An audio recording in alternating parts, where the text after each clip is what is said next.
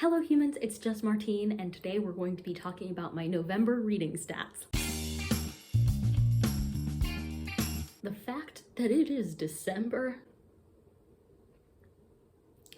I'm unwell. I have so many more books that I want to finish before the end of the year, but you know what? That doesn't matter right now, because right now, the only thing that matters is what I read in November. So we're gonna walk through some basic stats, we're gonna look at some fun graphs. It's gonna be a good time. In November, I finished a total of 30 books.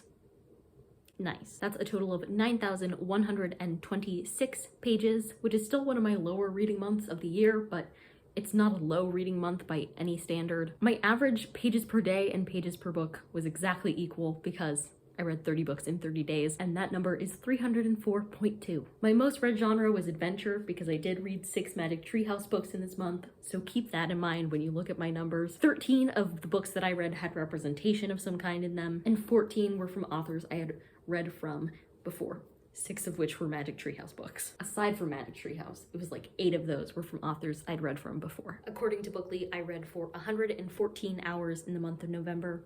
Good times. Let's get into the good part. The graphs. I think I'm gonna put them here. First up, I have genre. This is maybe not as mixed as some of my past months have been, but there are some interesting things to talk about here. One is that I read as many fantasy books as I read adventure books.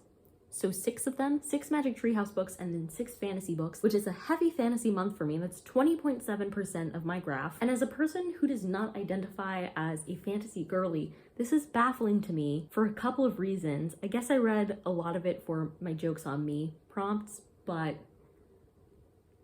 it does feel weird. I don't know, especially since I had a pretty good time reading this month, which I don't associate all the time with fantasy, but we'll take it. There were 3 other notable groups in this graph. 17.2% nonfiction. That's 5 nonfiction books, not shabby. 4 contemporary books for 13.8% of my graph, and 4 sci-fi books for a total of 13.8% of the graph, same as contemporary. I also read 1 mystery, 1 romance, and 2 historical fiction. Hooray. For book size, we did read some books that were on the smaller size this month. 46.7% of my books were under 300 pages. The same percentage, 46.7, were between 300 and 500 pages, and then I had 2 books that were over 500 pages. Not my worst month for this, but not the best also. I did read several small books, and that's largely because I went through a period in the middle of the year where I was really trying to fix the ratio of small to medium and large books for my yearly stats. And so I was reading so many large books, and so a lot of books that I avoided, I have to read now because they're for like 12 TBRs of Christmas, and so I need to read them. So I read them, but they're small, which is why I've been avoiding them. So that explains that, plus the 6 Magic Treehouse books.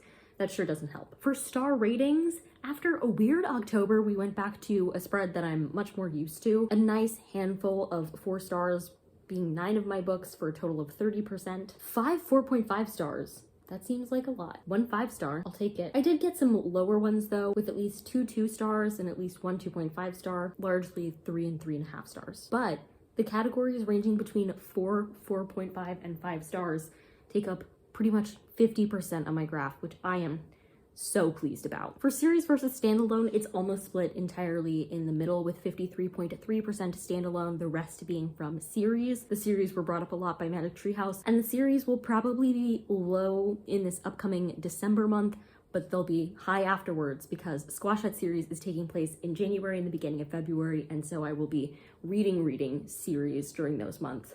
So I am trying to slip in a couple of standalones now while I have the chance. Even though I read 6 Magic Treehouse books and at least 1 other children's books only represent 23.3% of my age range graph. I also read 10% YA and 66.7% adult books. So 20 of the 30 books that I read were adult books. That's a pretty normal spread for me, and I'm happy with it. It is interesting because some months I read more children's books than just the Magic Treehouse, and even though I did read 1 more children's book, it was like mainly Magic Treehouse book in my children's category. I feel like it is usually the case that if there's a month where I have to read at least 4 Magic Treehouse books for the read-along, then I read less other children's books. I save those typically more for the months where I read less Magic Treehouse books, and I think that makes perfect sense. For author gender, 63.3% of these books were written by women. We had at least one unspecified author gender, at least one book with multiple authors, and the rest written by men. A pretty nice spread. Again, pretty typical for me. I feel bad because I feel like at this point in the year, you've seen the same pattern over and over in my stats, and I'm not sure if that's interesting to you. For format,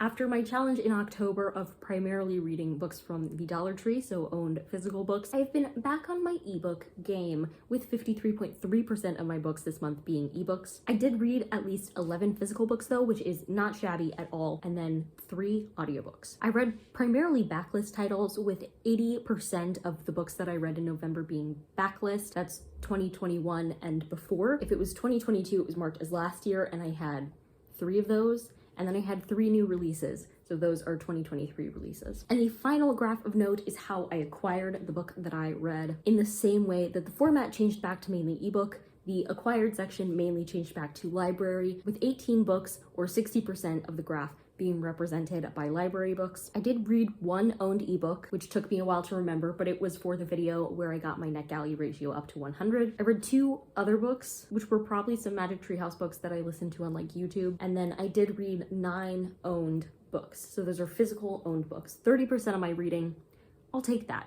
A little less than a third of my reading, I'm happy with that. My goals moving into December are to finish all the books that I need to finish reading. And so I will be interested at the end of December to see how that impacts all of my different graphs and stats, or if it just looks the same as it usually does. But that's going to bring me to the end of my video today. I feel like November was a pretty standard reading month for me, and in that way, it was also a very successful reading month. So if you like this video, go ahead and give it a big thumbs up and comment down below how was your reading month in November and what are your plans for reading in December, and subscribe for more reading, writing, and college lifestyle content. And until next time, bye humans, bye!